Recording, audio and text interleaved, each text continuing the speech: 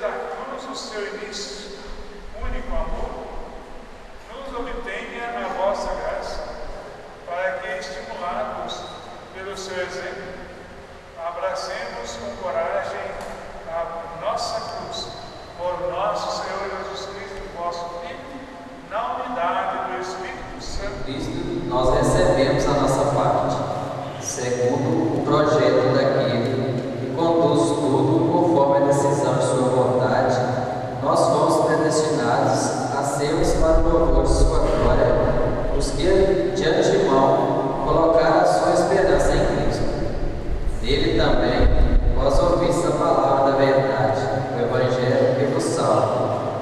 Ele ainda acreditasse se fosse marcados com o selo do Espírito prometido, o Espírito Santo, que é o penhor da nossa herança, para a redenção do povo que ele adquiriu, para o louvor da sua glória.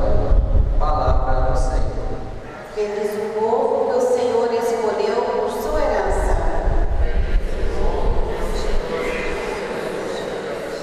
Ó justos, alegrai-vos do Senhor. Os retos fica bem glorificado. Dai graças ao Senhor ao som da harpa, na lira de 10 cordas celebrai. Pois reta é a salvação, é a palavra do Senhor, e tudo o que ele faz merece fé. Deus ama o direito e a justiça, transborda em toda a terra a sua graça. Feliz o povo cujo Deus é o Senhor, e a nação que escolheu por sua herança. Dos altos céus, o Senhor olha e observa. Ele se inclina para olhar todos os homens. O Senhor escolheu A SEPS, que foi criada aqui na nossa paróquia, agora dia 25 de julho vai fazer 44 anos. Eu não sei se é felizmente ou infelizmente, eu estive na frente desse movimento. Mas tudo tem um porquê, né? Em 74, meu pai faleceu. No dia que ele faleceu, eu perdi o chão. Eu já era casado, mas perdi o chão. E eu fiquei bastante dias sem saber o que eu ia fazer sem ele. Foi muito difícil. Mas o que me marcou mais na morte dele foi quando eu cheguei em casa, minha casa estava toda tomada de gente. Não tinha onde passar.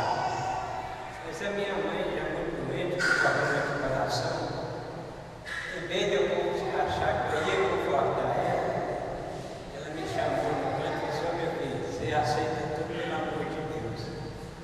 Mas como é que era amor de Deus? Eu tinha em 72, eu comprei um jipe, e aonde tinha missa eu levava minha mãe.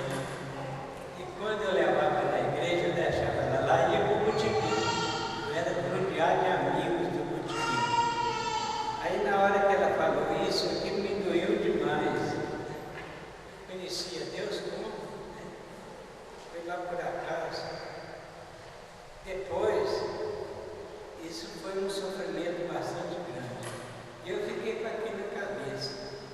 Foi em 1975, teve um curso lá em São Pedro, o Costelo Mengense, só falava sobre Nossa Senhora. E parece coisa que o pessoal do curso só falava para mim.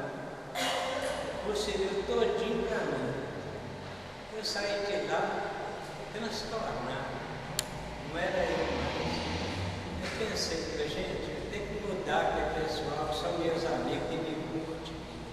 Ali eu saí como se já tivesse santificado, né? Aí foi outro tom. Quando eu cheguei na minha casa, a mamãe falou assim: "Wesley, será que agora em diante você vai mudar?" Eu já tinha mudado na sua vida. O propósito era de mudar e trabalhar na igreja. Eu achei que eu tinha valor perante a Deus.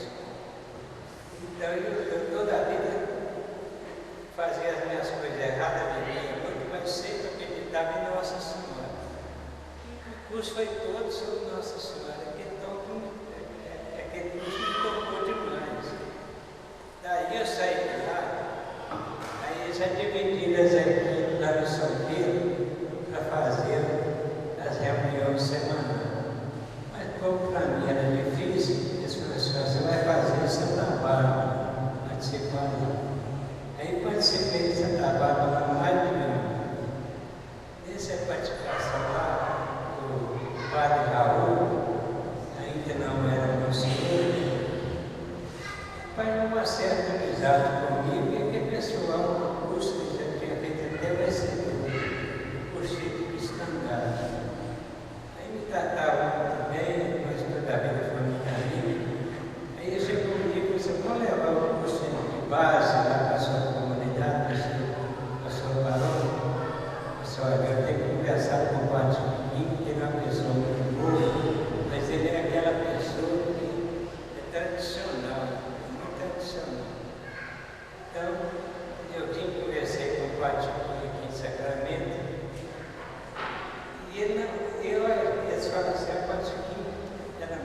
severo.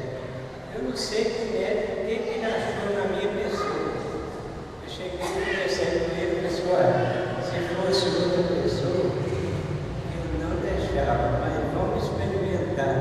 Você pode fazer o que você quiser. Ele me conhecia da igreja, conhecia lá de fora da igreja. Aí ele aceitou o começo dos encontros. O primeiro curso foi lá na minha comunidade, em 75. Nós começamos. E lá começou a espalhar. Lembro 345, Solidário, né? Ali foi para Capotilha, São Pedro, várias paróquias diferentes. Ipanema, Simonese, foi várias paróquias. A nossa paróquia foi toda Palmeira, Maranhãozinho, Portos Raposo, ainda não tinha, eles foram criados depois com o Padre Garcia. Graças a Deus deu certo e foi muito bom esses encontros, porque dentro desses encontros a gente descobriu alguma vocação. Por exemplo, o Padre Toninho nasceu dentro do grupo de reflexão. Ele se tornou padre influenciado pelo grupo de reflexão. Eu tenho um sobrinho, o Juninho, né, que é frei franciscano, também nasceu dentro do grupo de reflexão.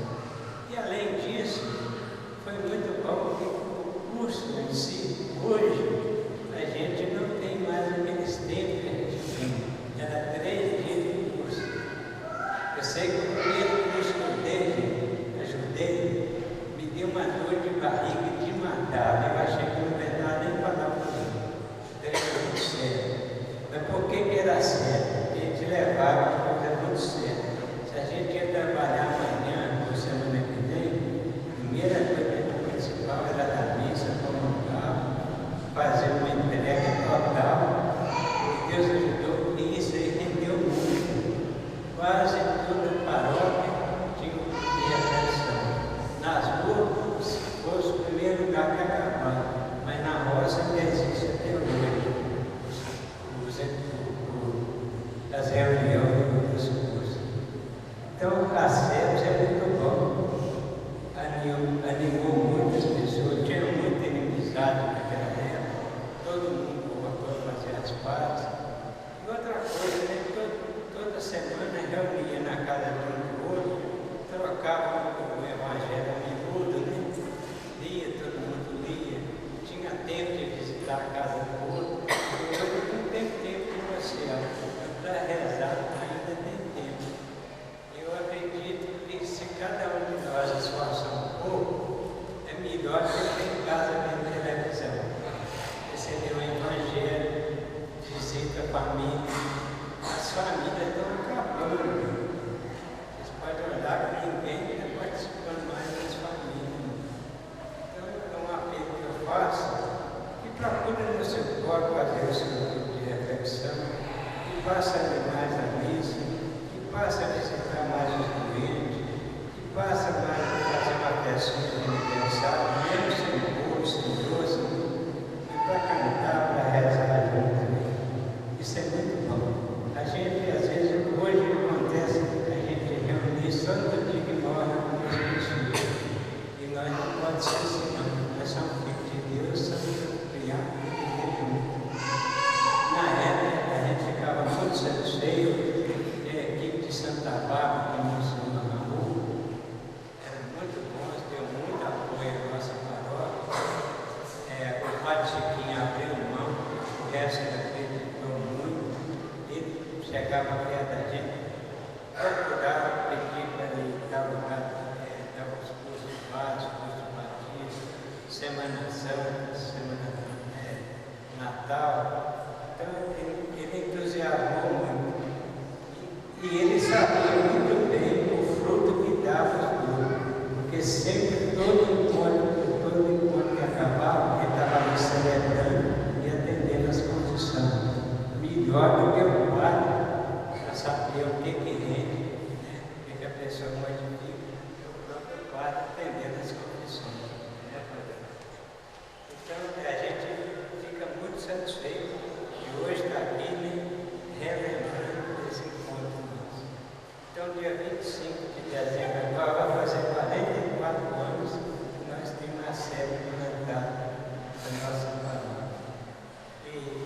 está séria, gente. Ela precisa continuar na nossa casa, né, onde a gente vai só ver celular, ver televisão. Faça da sua casa a igreja doméstica. Né?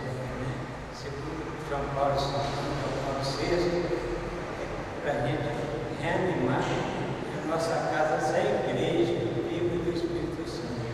E cada um de nós procura, não só às vezes a reflexão, mas rezar mais.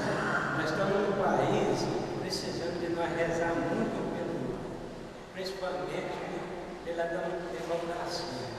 Isso não for através da nossa religião, da nossa fé, nós não vamos conseguir sair desse buraco no fundo, não. Tá bom? Um abraço para você, boa noite. Obrigado, José. Obrigado, senhor.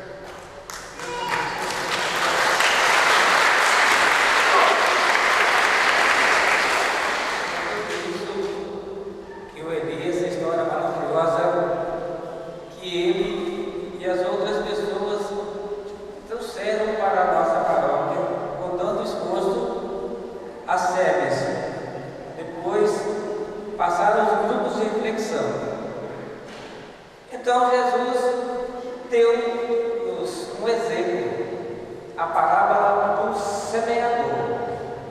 O semeador, ele semeia a palavra. Algumas pessoas são como uma semente à beira do caminho, onde a palavra é semeada, e logo que a ouvem, Satanás vem e retira a palavra nela assim semeada.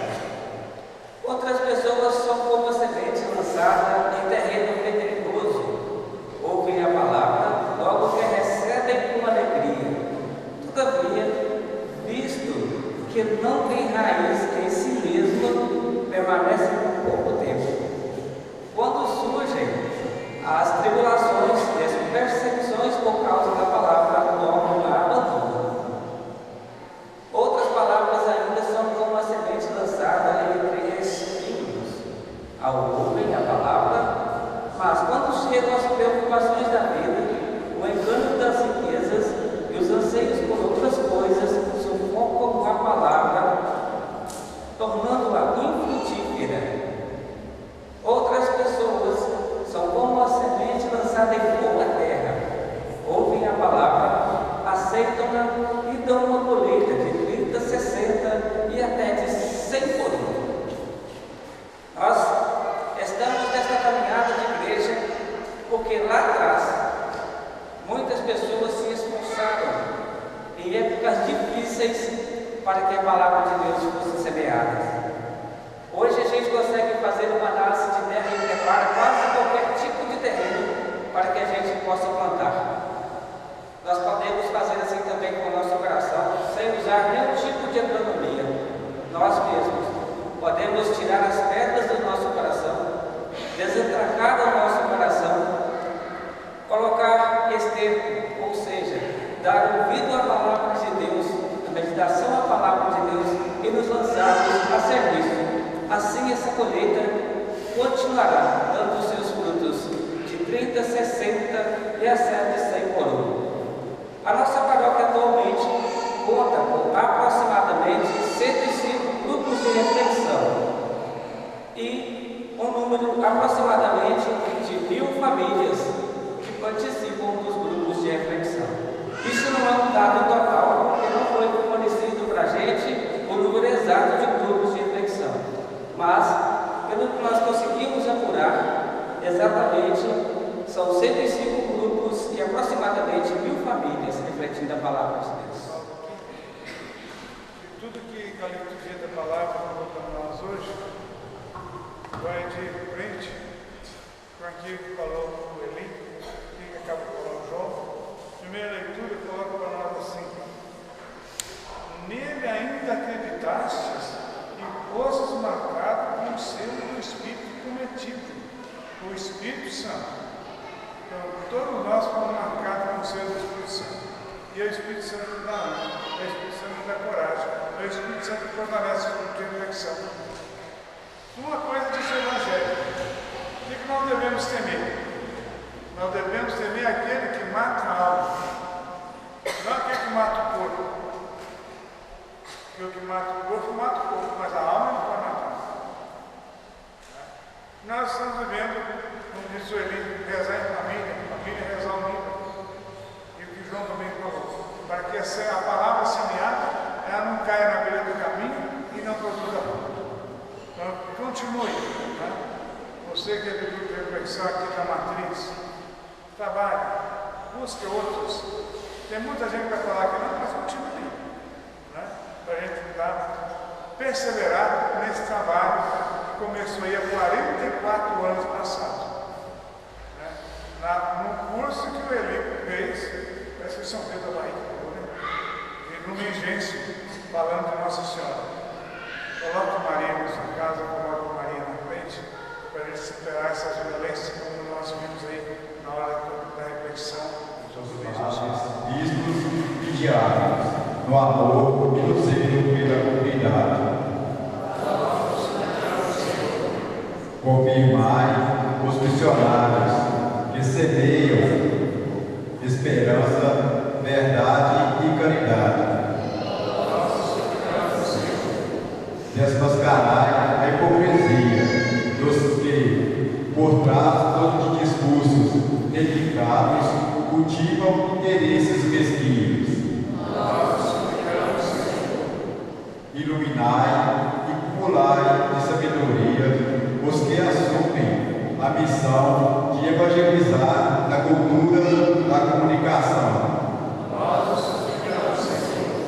Fazei que nossas atitudes cotidianas sejam sinais da presença de Cristo em nós. Para que nasceres possam ser, na realidade, sementes de uma nova evangelização.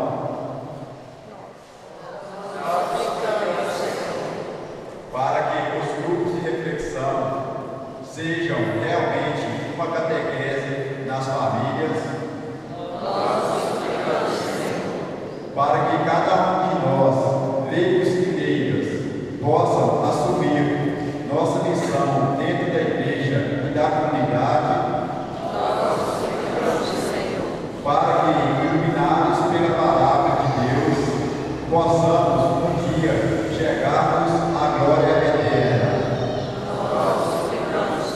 Todos os bispos, os 4 que passaram, no espírito também de simplicidade do Vatiquim, para a gente poder florescer novamente os grupos de reflexão, nós os coletivos.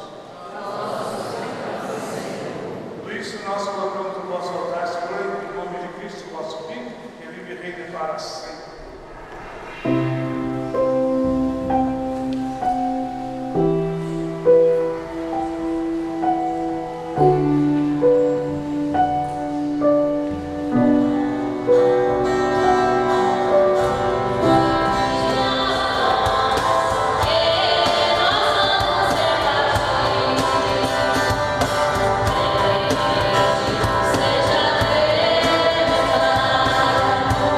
Seja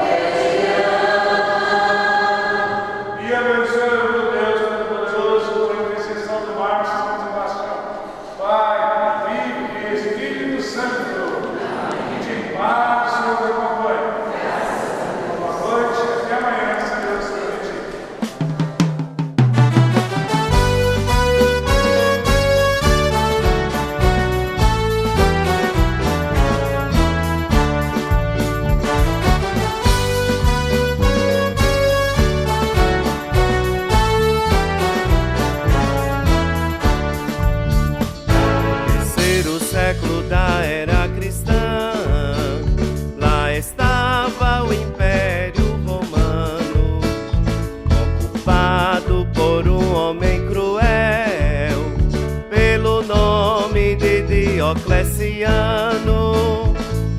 Viva São Sebastião, viva São Sebastião, que no meio daquela gente desumana resolveu ser um cristão. Viva São Sebastião, viva São Sebastião, que no meio daquela gente desumana resolveu ser um cristão. No governo deste imperador, um jovem era seu soldado. Certo dia, através de alguém, para o grupo de Cristo foi levado. Viva